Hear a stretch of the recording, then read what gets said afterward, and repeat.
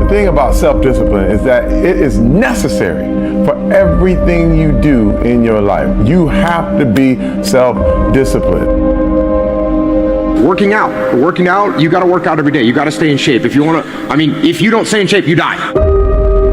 When I'm working out, I always do one extra rep, one extra set, because it's a promise I kept to myself. But working out might not be a priority for every single day because you've got things going on in your business world and with your family and all that. So guess what? It's a priority for my life, so I do it in the morning before my day even starts. If you change your mindset and really focus it on what discipline really is, you start to welcome discipline. You welcome self-discipline into your life. And here's the biggest thing. It's a pattern.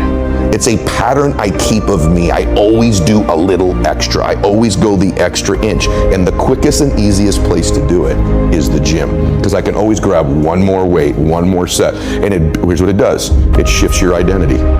The benefit of discipline in my eyes has always been that through discipline, I get things done. I do it in the morning before my day even starts. So I can still handle the priorities for the day, but I got my workout done. So long term, I look up in a year and I'm not out of shape and breathing hard when I go up in the stairs because I maintain that discipline on a daily basis. Most people go through life never discovering what their talents are. Most people never develop their talents. You need to tell you, no more snacks, no more desserts, no more TV, we working out now. They have skills and abilities, but if you don't nurture them, if you don't develop them, they will never serve you. Your gifts can take you many places if you develop your gifts.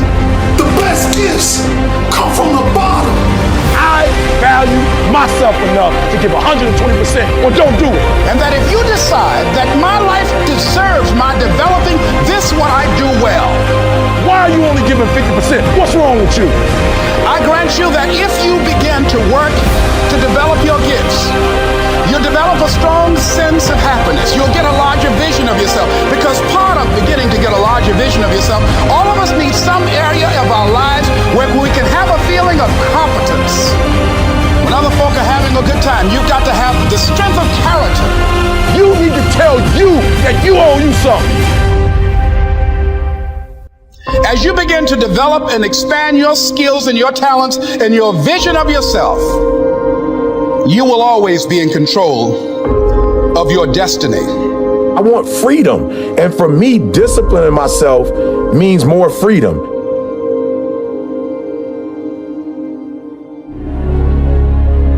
It's so easy to be great nowadays because most people are weak. This is a softened generation. So if you have any mental toughness, any ability, if you have any fraction of self-discipline, the ability to not want to do it but still do it. People have a hard thing understand. I hate to run. And what makes me so crazy, it doesn't anymore, is people go, well, why do you run if you hate it? What are you talking about? I don't want to take showers and eat either. I hate that too. That's life, man. It wasn't until I changed that mentality that I became somebody. I hated going to school, so guess what? I was dumb as But if you can get through to doing things that you hate to do, on the other side is greatness. That's what people don't understand. By me running, I am callous in my mind. I'm not training for a race. I'm training for life. I'm training for the time when I get that 2 o'clock in the morning call that my mom is dead or something happens tragic in life. I don't fall apart. I'm training my mind and my body and my spirit so it's all one, so I can handle what life is going to throw at me. Because the life I've lived, it throws a whole bunch at you. And if you're not physically and mentally prepared for that, you're just going to crumble and you're good for nobody. 99% of people are not willing to do what it takes to make their dreams come true. The Marines have a saying, everybody wants to go to heaven, but nobody wants to die. The center of bringing any dream into fruition is self-discipline. You know, something as simple as food and eating is not about your body as much as it is about your mind. It's getting command of your mind to be able to choose actions that are in your own best interest. Every day we are choosing that's not in our own best interest. So if the world is attacking you and the world wants to fight you and the world's trying to hold you down, so you're gonna kick yourself in the balls? So you're gonna stop yourself from getting what you dream. And I think the word discipline has kind of gotten a bad name. We think about it in terms of punishment.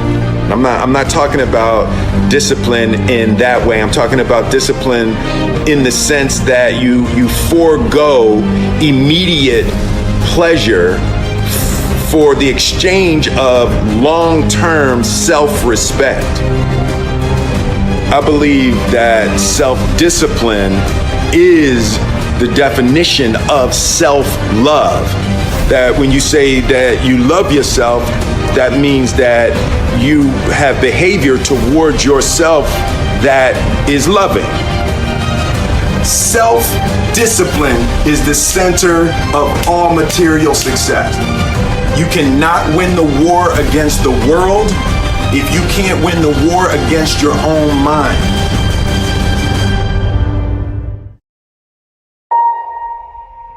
Self-love is when you say to yourself, man, look, I know you and that girl got a real connection.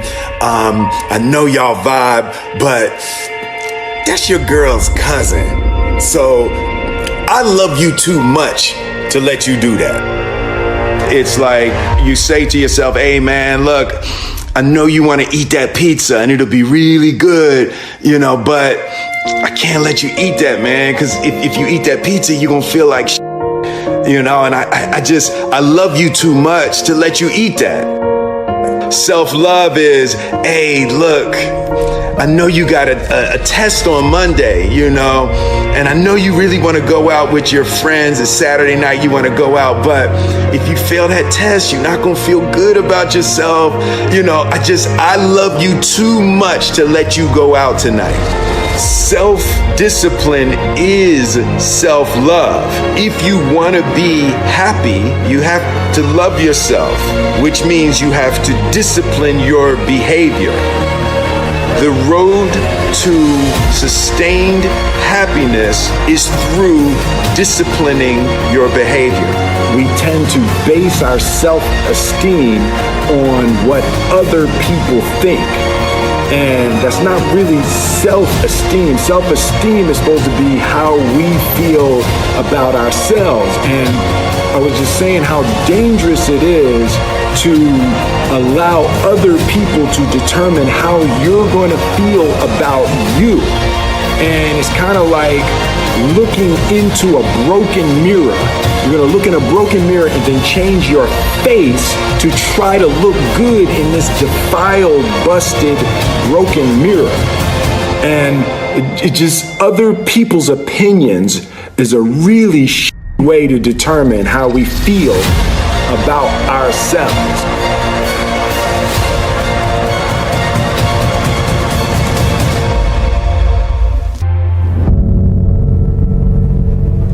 Life can be brutal. Life can be unforgiving. If I had to sum up in one word the difference between the greats and the average, the difference between the successful and the nobodies of the world, one word, one attribute to describe the difference: discipline. If you don't have the discipline, you can forget about the trophy.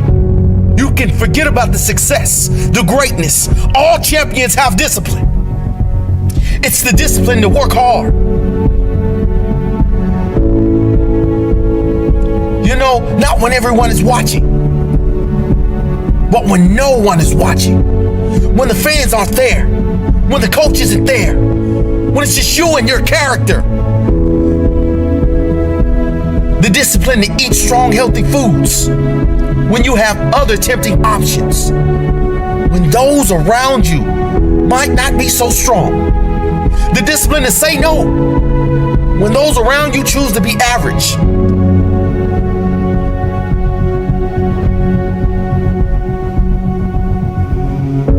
The discipline to keep going when it hurts. Because life doesn't give you what you want, it gives you what you deserve. And if you haven't worked for it, if you haven't sacrificed for it, if you haven't given your all, then you don't deserve it, and you won't get it. Push through the pain. On the other side is growth. When pain comes, that means it's time to show character. Show me your character. Remain disciplined. Stay strong. When it all seems hopeless, keep plugging away. Nothing can stop you if you don't stop for anything. Don't stop for anything. Never break your discipline. Remain faithful to yourself and your vision. When it gets painful, push harder. Push through the pain. You gotta have the discipline to do 11 when your opponent stops at 10. The discipline to keep going when it hurts. Because life doesn't give you what you want, it gives you what you deserve. And if you haven't worked for it, if you haven't sacrificed for it, if you haven't given your all, then you don't deserve it, and you won't get it. Show your character. Remain disciplined. Stay strong. Don't say why the pain. Don't say why me. Say try me. Say is that all you've got? Give me more. Keep plugging away when there seems to be no hope of victory. When you don't see the results, hang in there. Be strong, be brave, remain disciplined.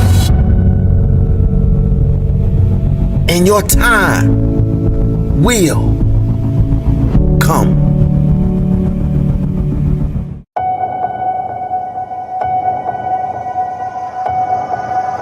I was weighing like 297 pounds, and I had to make a change in my life. You know, I was at an all-time low, and I wasn't going anywhere, and I was exactly what everybody said I was going to be, which was nothing. This man is a self-made beast. Widely considered to be the toughest man on the planet and one of the greatest endurance athletes of all time. I was just an insecure, scared kid. And the only way I could find myself was to put myself through the worst thing possible. He's the only member of the U.S. Armed Forces to complete SEAL training, the U.S. Army Ranger School, and the Air Force Tactical Air Controller training. He's completed the infamous Destroyer of Men known as Hell Week 3 times, including 2 in a single year, and 1 that he started and finished with multiple stress fractures and a hernia. No one was here to help me. And the feeling I had every morning, I started shaving my head when I was 16 years old. And the feeling I had every morning, I looked in the mirror, was horrible. And I didn't want to feel like that anymore. And how I felt was a kid going nowhere, a kid that was scared. And most kids will accept that and look for help. But the best thing that happened to me, no one helped me. He served in combat in Iraq, was the bodyguard for the Iraqi Prime Minister. He once held the Guinness World Record for most pull-ups in 24 hours at 4,030. No one felt sorry for me. No one looked at me and said, like this day and age, they'll take you in and they'll tell everybody, stop picking on this person. Back then, they didn't care. I had to build calluses in my brain the same way I built calluses on my hands. So I broke the Guinness Book of World Records for pull-ups a long time ago, but I failed at it twice. And I did 67,000 pull-ups in trying to break this record. So to do 4,030 pull-ups, I had to do 67,000 for training for that. He's run 8 8 consecutive 100-mile races over 8 back-to-back weekends. He ran over 7,000 miles in a single year, and that is the equivalent of running 267 marathons. I saw myself as the weakest person God ever created. We had to have a goal. My goal was the only person that's going to turn this person around is me. The only way I can turn it around is put myself through the worst things possible a human being can ever endure. And that'd be the only way that I can build this brain to handle anything that comes in front of it, callousing my mind through pain and suffering.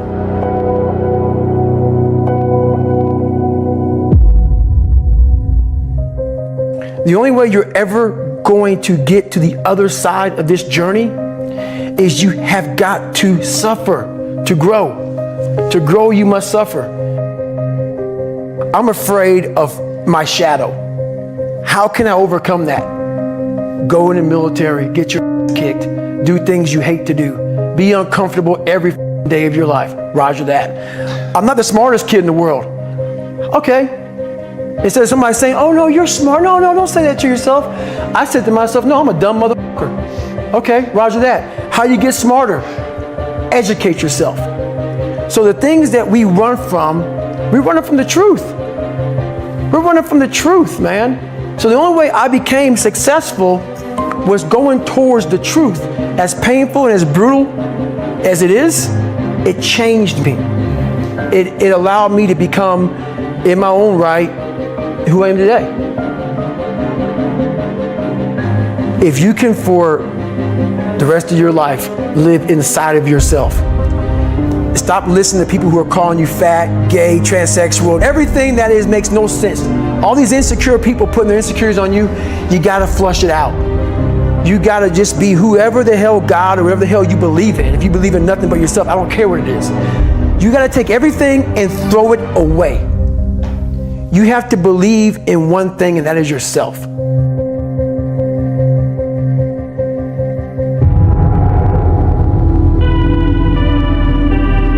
Around 97% of students are distracted by cell phones.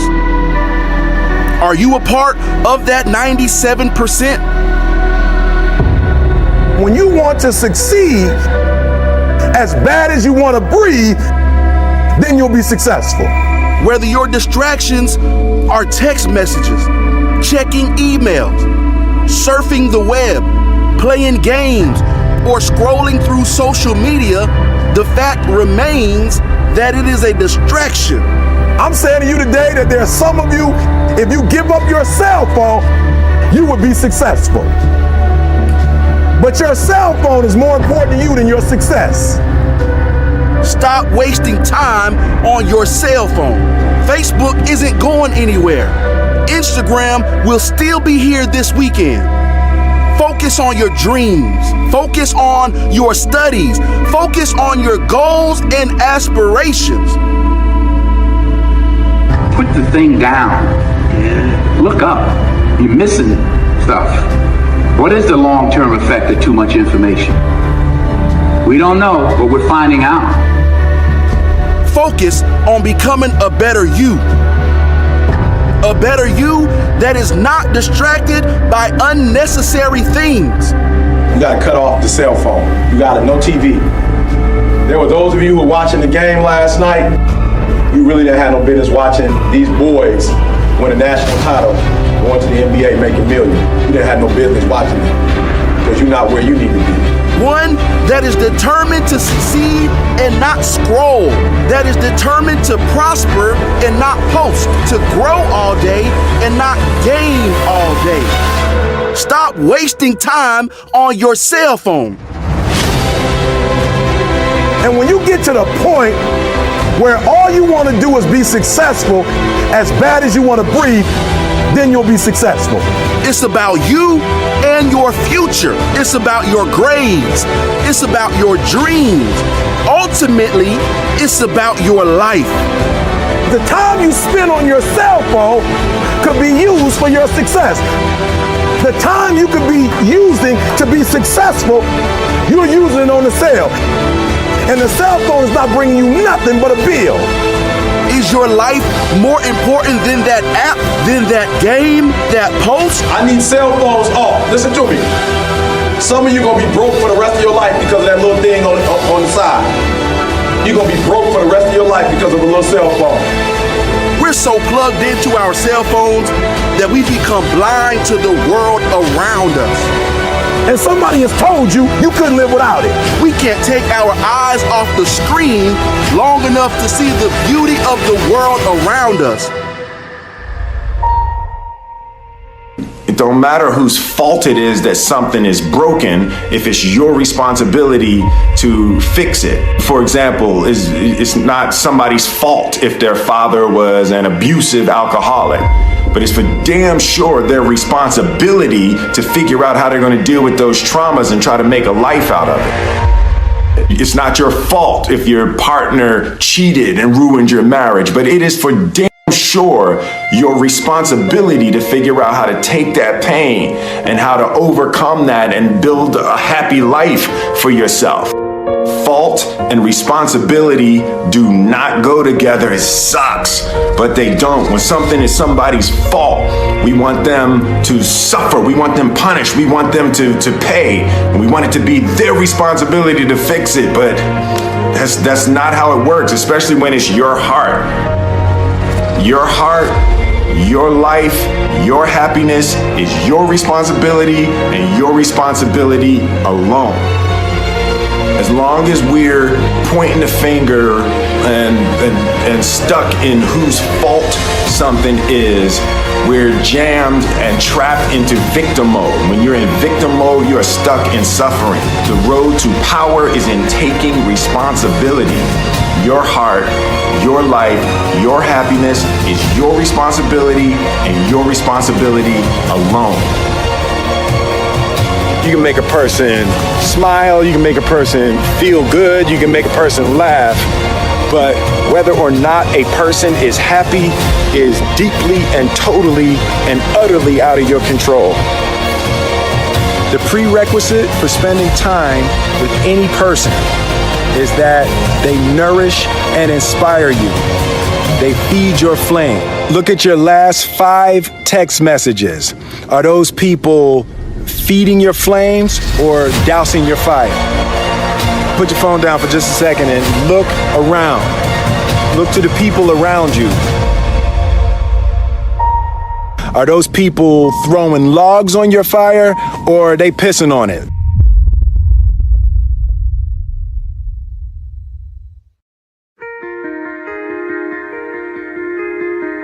I want my life, I want my work, my family, I want it to mean something. And it's like, if you are not making someone else's life better, then you're wasting your time.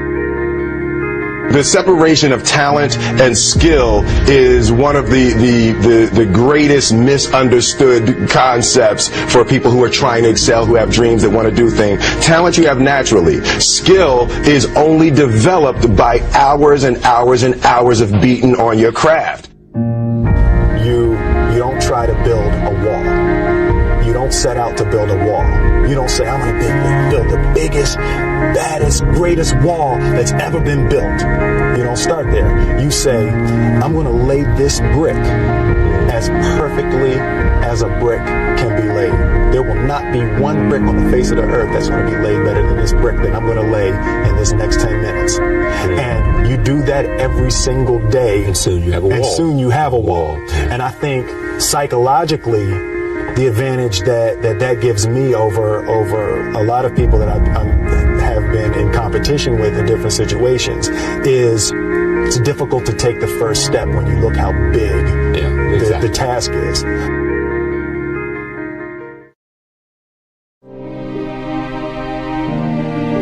The definition of who I am is very clear to me, and it also redefines who I want to be. In that I know for a fact that I'm stronger than I thought I was. You know, you can't help but ask yourself the question, what would I do if I was in Muhammad Ali's shoes? I'm motivated by fear.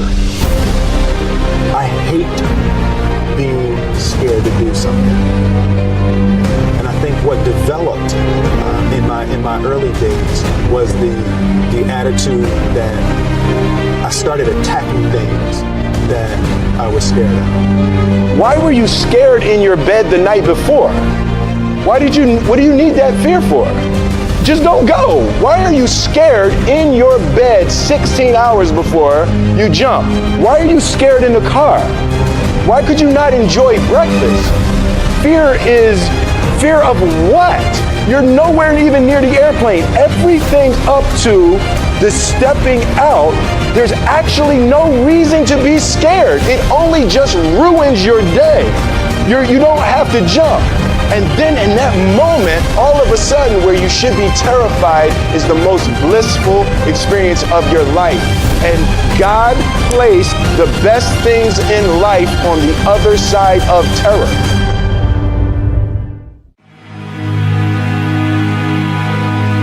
And they had the nerve to count you out. That's because they didn't understand that your motivation would never let you stay down for the count.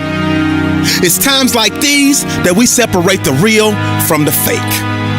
And when it's like you can take a punch and bounce right back because you understand and know exactly what's at stake. It's times like these that we separate the real from the fake. And when it's like you can take a punch, bounce right back because you understand and know exactly what's at stake.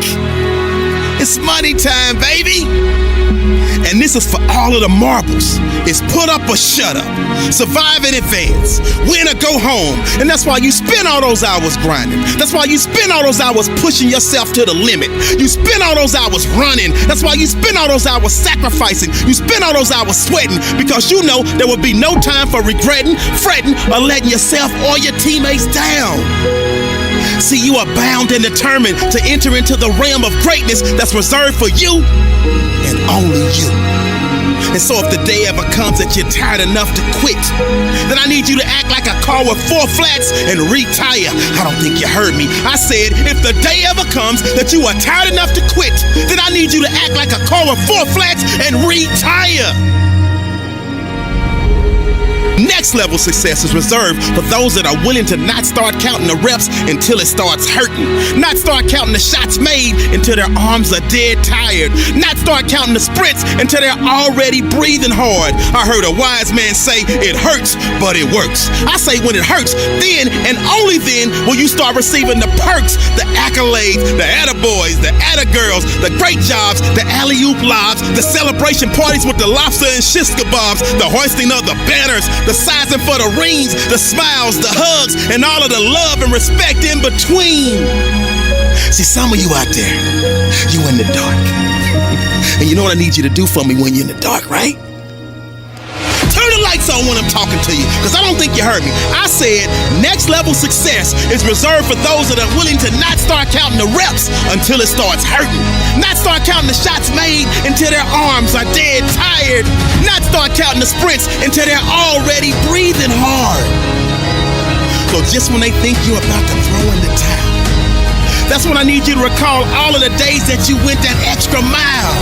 All of them days that your friends said you were foul. When you said you couldn't hang out because you were dialed in. You were locked in. You were in a zone. So you had to be strong because you knew the day would come when you would have to show the world that you could overcome any adversity, any obstacles, any hardships, any setbacks because you were prepared for any and everything. You understood that it would be impossible to run with them cheetahs when you're walking with the turtles. You understood that it would be impossible for you to run with the cheetahs when you were walking with the turtles.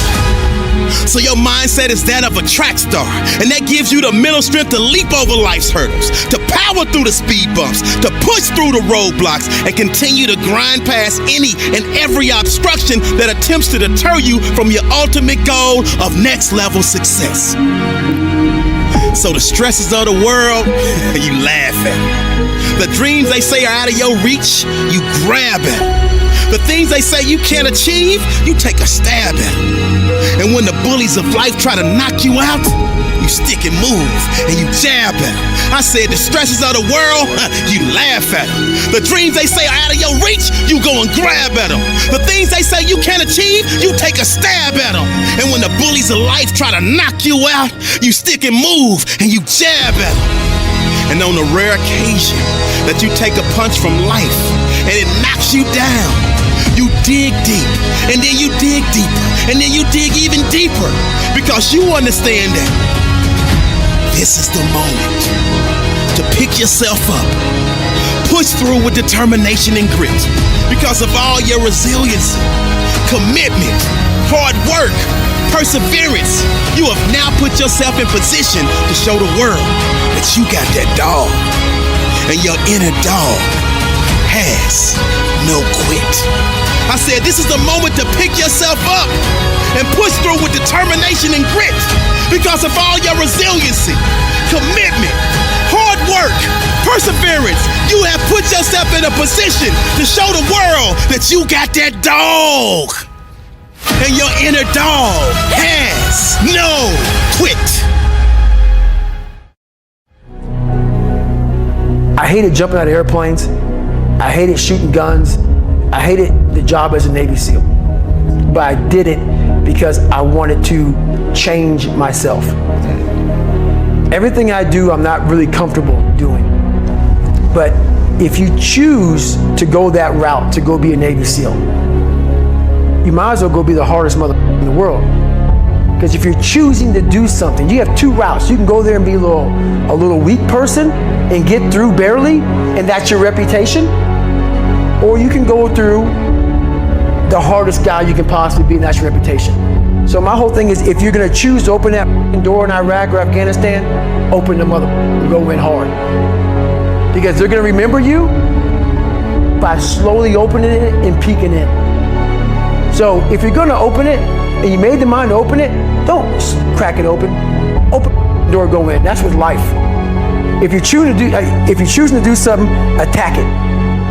Because they're gonna remember you as not attacking it. So I want to be remembered. You can hate me, but there's one thing you can't say about me. I didn't attack it. So that's the mentality to have. If you're gonna do something, you might as well attack it, because you can do it anyway. Right. Who on this earth would still be going right now? You are. You are.